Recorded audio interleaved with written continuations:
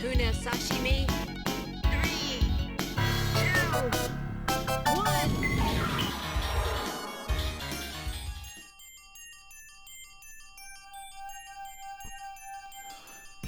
Hello, Tune here, back again. This time it's my monthly pickups for May. This time I didn't pick up a huge amount of stuff, but it did cost me a little bit this month. But I say early on in the month I went to play Expo in Blackpool, and I picked up a lot of PC Engine stuff, which I'll show you in a minute. I say I've been to a few of the play events in the past. I've always gone to the Manchester one, which Manchester one is fantastic. It's a huge arena. There's a lot of stuff going on, new and retro. It's a lot of good fun. But I thought I'd go to the Blackpool one this time. Give it a try. Never been to Blackpool, so got there. See, it's a lot smaller than the Manchester one, but it's a pretty nice event. The shopping bit was, with the traders, was a little smaller. There's not quite so much stuff there. They had some nice arcade machines. There was no pinball machines there this time. There was a few modern stuff down towards the bottom of the hall, and things like the Oculus Rift were there. There was a couple of people selling PCs. But yeah, it wasn't a bad little retro event. I don't know whether I would do the Blackpool one again, because it's a bit of a travel from Wales up, and if I'm going to travel that far, I think I'd go to the Manchester one, because there's a lot more. But enjoyable event anyway. I quite enjoyed it. I quite enjoyed Blackpool. But there was one thing, this has been brought up in a few forums and all that, was the ticket. When we got there, I had a printed out ticket and showed it. We were in the queue. Guy turns up with the armbands, the wristbands to get in. So we were there, we give him the ticket, he said, "Oh, use your wristband," off we go. So we're in there all day. Come out in the night there, and I thought, I'll just rip the band off, don't need it now, I got my ticket. So we get there the next day, and they're like, "Oh, if you haven't got your armband on, you can't come in." And we were like, "Well, no one told us to keep the armbands," and which they didn't. So there was a bit of an argument going on, and I said, "Well, I've got my tickets printed, I've got my digital ticket as well, QR code thing, which apparently doesn't do shit. So you still need a printed out ticket." I had that. I even got my card, which I bought the ticket with. There's a big argument. Eventually they decided to let us in, because the one lady recognised my friend who was with me, and they decided to let us in. And my argument, and as I was saying to him, nobody told us to keep the armbands, on which they didn't. So we got in. But getting back from the event, well, I will say, if they hadn't have let me in, I might have thought twice about going to any more Play Expo events, because it was a bit ridiculous. But anyway, got back then. So it all worked out right. But I have read online since that the same guy we were arguing with didn't let quite a few other people in who were never told about keeping armbands, had a couple of day tickets, and pretty much ended up going home. So I don't know whether they need to sort something out. These codes you get, these QR codes you get on your mobile, they should be good enough to get you in. And you should definitely, if you do go to one of these events for more than 1 day, just a heads up, keep your wristband and don't get rid of it. But anyway, it was a good event nevertheless. But I do feel a little bit sorry for the guys who couldn't get back in. But anyway, I picked up a few PC Engine games this month. As you know, I am a great lover of the PC Engine. It is my favourite console, and I don't know if I am trying to go for a perfect set, but I am trying to go for as many games as possible. But so I picked up a few interesting games this month. So the first one, I picked up a bundle of games, and the first one I picked up was a bundle of 5 games basically. I had this one on eBay. I didn't actually get it from Play Expo, but it was a good deal, so I thought I'd get it. So for my £12 which I paid for these games, I had an unboxed copy of Necromancer, I think this game's called. I got a box copy as well, but Necromancer, so I'll check that there. I also had Dodgeball, which I never had before, so that adds to the collection. Pretty much looks quite similar to the New Jew one, but it's made by the same people who did Double Dragon and stuff, so I had that. I also had Fire Pro Wrestling 3, I believe that one. It's obviously not the greatest game in the world, but there you go. That as well. And the reason I bought this bundle of games was because I didn't have the dodgeball game. It came with Dragon Spirits, which I do already have actually. But it's got, came with Dragon Spirits, so it was pretty good. But it also came with Dice Empu, which I've been looking to get in the PC Engine. And to be honest, the 12 quid I paid for the 5, it was worth paying the 12 quid for Dice Empu.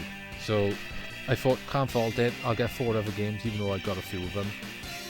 I may as well pick it up, so that's what I did. So that was a pretty good deal off eBay, to be honest. But what I did, I picked up a load of games at Play Expo. I paid a little bit for them, but I think they cost me altogether, I think I paid something like 85 quid for them. So, which, it's not too bad. Anyway, so, on CD, I had the original Shadow of the Beast. I don't know if you guys have ever played this on the PC Engine. It doesn't quite look as good as the Amiga version, but it does look pretty nice. But the music on this game is unbelievable. The music was redone for this and the FM Towns version of the game, and the music on this game is fantastic. And it's an alright game. It's not the most fantastic game in the world, but it's quite good. You can learn it, but the music makes it well worth playing. So I picked up, that was number 1. Number 2 was Eldis, a shoot 'em up on CD, like a cutesy sort of parody type shoot 'em up. Quite good. This one was actually brand new as well, sealed, and I couldn't resist it. I can't leave it sealed. It's pointless buying it if I'm never going to use it. So I opened it. So pretty much I had Eldis, and to find a PC Engine game sealed and to actually open one 20 odd years after the PC Engine came out, that's pretty cool. But so I've opened this, so I've ruined the value of it, but anyway, but there you go. But I'm going to play it, so that was that one. I had this, oh god, how do you pronounce this? It's Shimabubin Man Free or something like that. I probably just ruined that translation. But anyway, this is a scroll-along platform game. It's a really good fun PC Engine game, this is. This is the 3rd one in the series. The first one's a bit crappy, the second one is a lot better, but this one is really good fun. So I had that. I used to really love this when I had it back in the day. I also picked up that, which is Minesweeper, for anyone asks. It's pretty much Minesweeper on the PC Engine.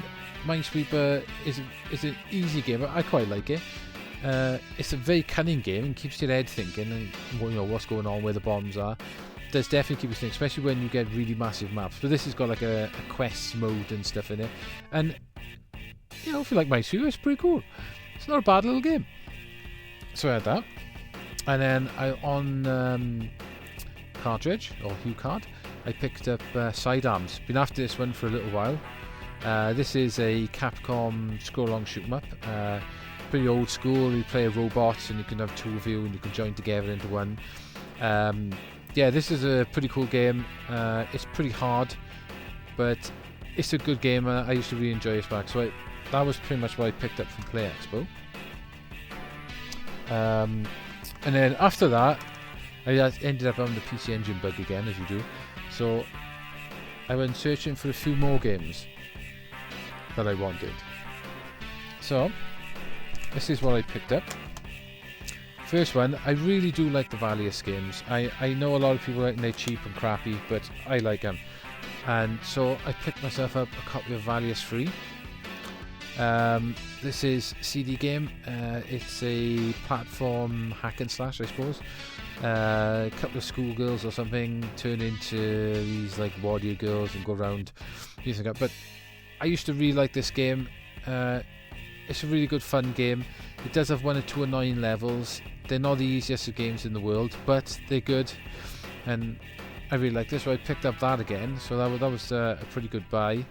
I pretty much had the next game and this one for 30 quid, which is pretty good because they are going for about 20 odd quid each on their own.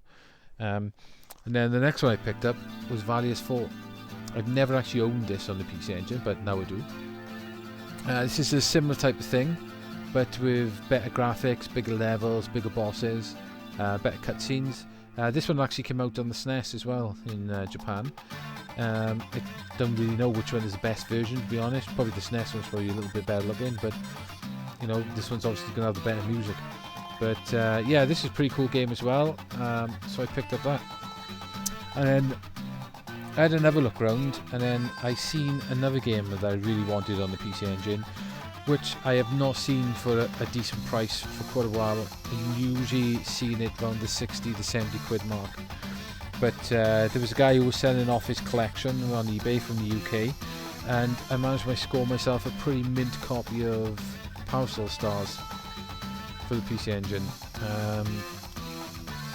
It's got, you know, all the things that it came with. It's a really nice nick as well. You obviously, he bought this originally years ago and he just sold it off. This game is the official story of Bubble Bobble 3. It's a really cool two-player platform game, Bubble Bobble style, where you use your umbrellas and you can fire water and stuff. Really well made. I'm surprised they never made an arcade game of this. It was converted to a few things. I think it came out on the NES, it came out on the Amiga.